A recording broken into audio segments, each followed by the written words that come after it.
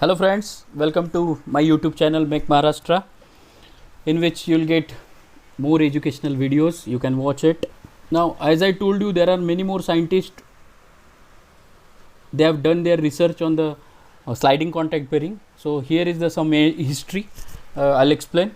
This law of viscosity was developed. Just watch.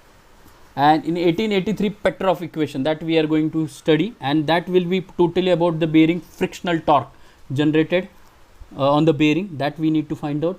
In 1883 and 85 Towers reports about the frictional experiment. Then 86 Raynolds equation was investigated, and currently in 1932 the Mackey, that journal bearing friction in the regime of thin film lubrication. So in that he had made his research. So all this researcher, out of that we just focus on Petrov and Raynolds as per the syllabus. So as I told you, the Petrov equation, I derived the Petrov equation.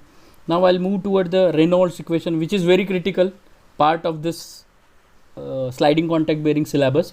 So just keep in mind and be focused whatever I am telling for this Raynolds. Now see, Petrov equation we have seen. Now we'll move toward the Raynolds equation. Now Raynolds, what he has suggested, you can just consider this diagram currently. So what this diagram shows, it shows that this is the sliding contact bearing, and Raynolds says that as the Petrovs explain about the frictional torque generated in between shaft and bearing. Now the Raynolds, he has explained the three parameters by this sliding contact bearing. First one is a pressure gradient. What will be the pressure generated by the shaft and which will taken by the lubricating oil? That will be the pressure gradient he has calculated. Then second one is he has calculated the velocity gradient. At the time of the rotation of the shaft, what will be the velocity in the particle of the lubricant will occurs. So that will be the velocity gradient. And third is what will be the flow rate as per their velocity. That three parameters are calculated by this Raynolds. Clear?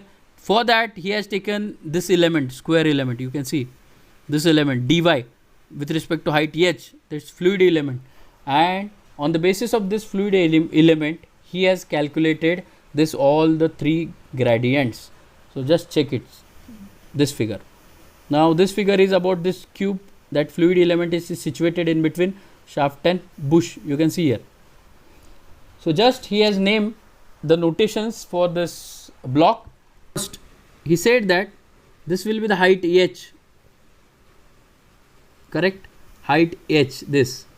Then flow of lubricant from this side, pressure into with respect to y axis with respect to z. 3D, three conditions he has considered, that is x, y, z direction he has considered. According to direction, the pressure is acting P into dy into z, dz, correct. So because of x direction, dx is not there, correct. And for that, equal and opposite forces P plus dabba P by dabba x, pressure with respect to x axis, because this dx is there here, correct. Now P plus dabba P by dabba x into dx into dy into dz. He has taken the derivative. So equal and opposite force, I think you understood. Second, from top side of the cube in the direction of the flow of lubricant, you can say he has mentioned the equation. Before that we'll study the bottom side. So bottom side he has explained the tau x, that is shear stress in the x direction with respect to dx dz. So y is 0 at the bottom side because it is 0 na reference. So tau x into dx into dz.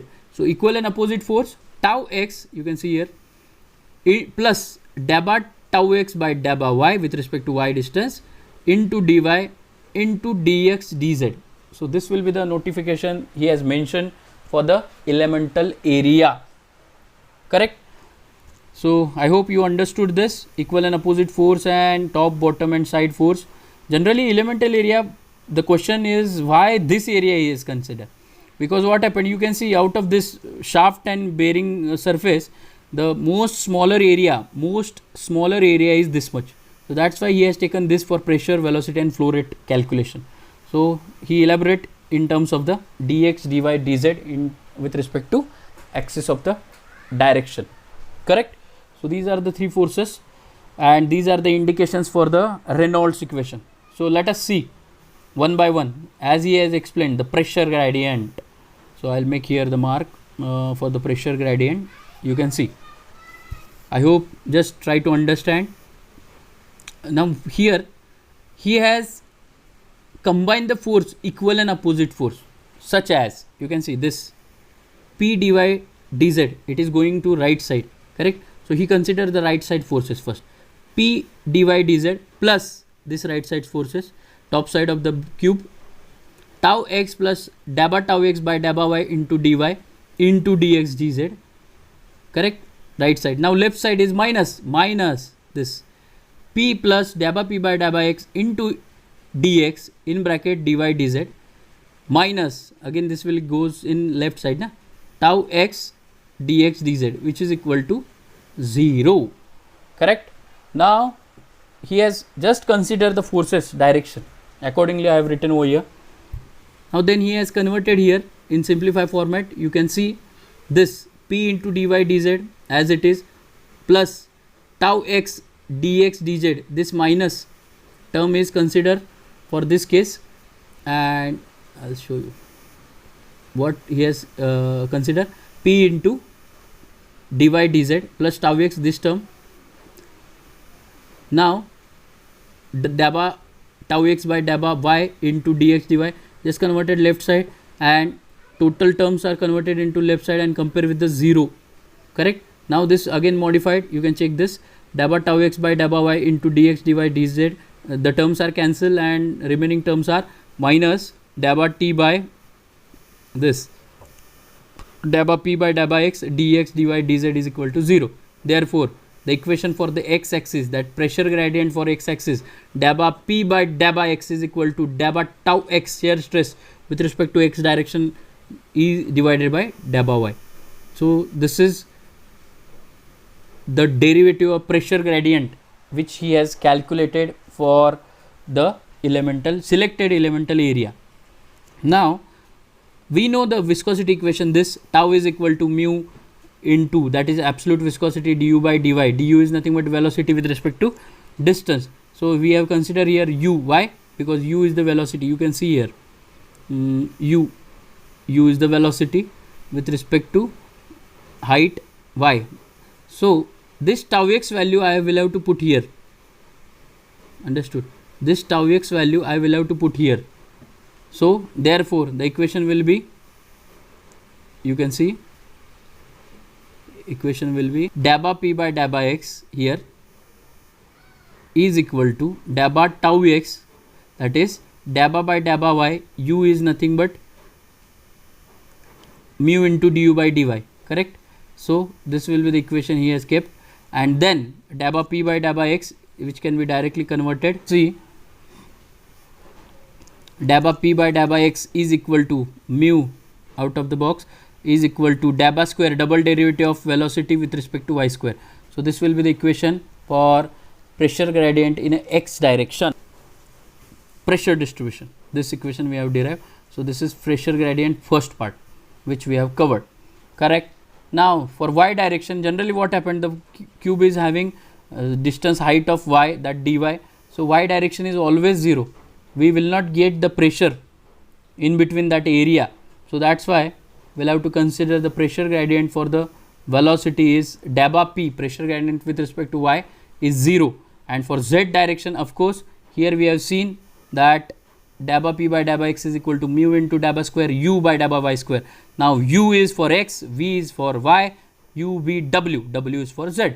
So here they have mentioned for pressure gradient dabba p by dabba z is equal to mu into, instead of u, just dabba square w by dabba z square. This is pressure gradient equation for, according to their direction, additions are made and all the terms are taking left side and converted into the equation by using the law of viscosity. We'll get the final answer that dabba p by dabba x is equal to mu into dabba square u by dabba y square, and same for y and z axis. Now second part, velocity distribution. Now velocity distribution dabba p by dabba x direction is equal to mu into dabba square u by dabba y square, correct. Now velocity, how I can get? Very simple question. How I can get the velocity from this equation, from given? I'll write, see, this is dabba square u. If I 2 times integration of this, then I'll get, first time integration I'll get dabba u by dabba y, second integration u is equal to, correct. So twice integration I will have to make, then I'll get u is nothing but velocity. So that will be the velocity gradient we need to calculate here. Integration of the above equation with respect to y. So first integration dabba u by dabba y is equal to 1 by mu into dabba p by dabba x into y plus c1. Then again integrating dabba u by dabba y is u is equal to 1 by mu dabba p by dabba x, y can be integrate y square by 2 plus c1 into y plus c2.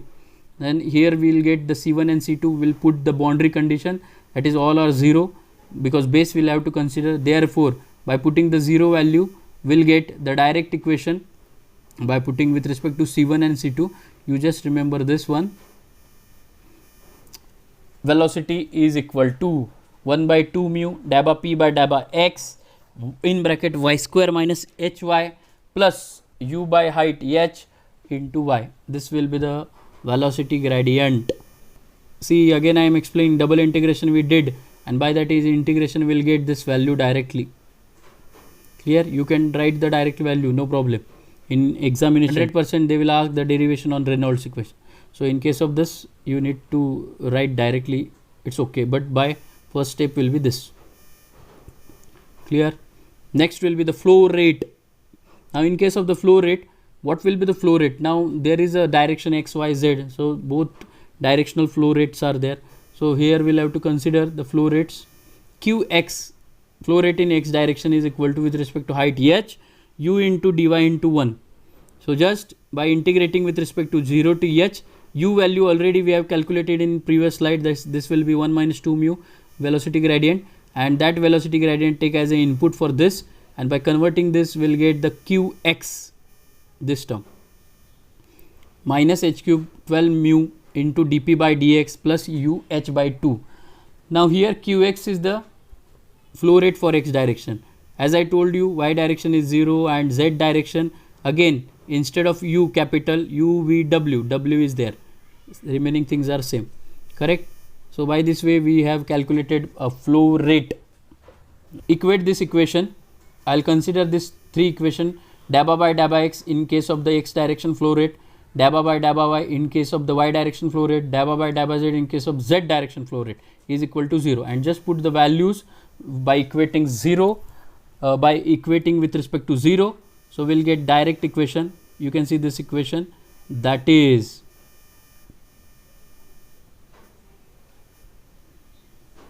dabba by dabba x in bracket h cube dp dabba p by dabba x, this is for x. Then for z, dabba by dabba z, h cube dabba p by dabba z, instead of x here z, is equal to 6 times mu absolute viscosity in bracket u into, this is for x and this is for z, u into dabba h by dabba x plus w into dabba h by dabba z, instead of x z is there. So this will be the Raynolds equation. You can directly write down by the using the steps, and so such kind of the Raynolds equation given by the Raynolds, but there are some lacunas are in the equation, or assumptions are in the equation.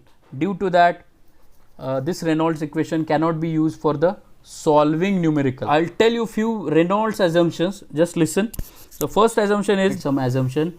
In 2015 they have asked the question on assumptions. Write a note on assumption, or write an assumption for 2 marks. So first assumption is, he has considered the lubricating oil which follows the Newton's law of viscosity. So Newton's law of viscosity is shear stress, we have written, directly proportional to velocity with respect to height. That is, we have converted that tau is equal to mu into absolute viscosity dv by dh. So this will be the Newton's law of viscosity, correct. So it indicates that the shear stress is always directly proportional to velocity with respect to height. First assumption. Second assumption he made, the inertia forces in the fluid films are neglected, which is not possible generally, practically, because inertia is generated because of its motion, and he has suggested he has assumed the inertia forces are negligible. Third assumption is the fluid flow is laminar. Okay, in practical also it is not possible. Fourth assumption, the viscosity of the fluid is constant throughout the film. It means that at the time of rotation it will be constant from this end to this end, everywhere it is constant, which is again not possible. So this is assumption. And last assumption is a fluid is incompressible, which is also not considerable practically. Clear? So these are the basic assumptions which he had taken, but the finally which we have derived the equation, this is two-dimensional equation for the Raynolds, and generally we are not using this equation for the calculation because it is not feasible to calculate. I'll revise the things which we have covered. So first one is the pressure distribution, the forces direction, accordingly we'll have to find out this value dabba p by dabba x in x direction. The next one is a dabba p by dabba y, dabba p by dabba z. For velocity distribution we have taken input as a pressure gradient and double integrate it, we'll get the equation in terms of velocity, and this velocity taken as a input for flow rate with respect to 0 to h. By putting this I'll get the qx, flow direction in x, y and z, y is 0, and by equating this three forces I'll get one equation, and that equation is this, and this is called as a Raynolds equation. I hope you understood this thing. Thank you.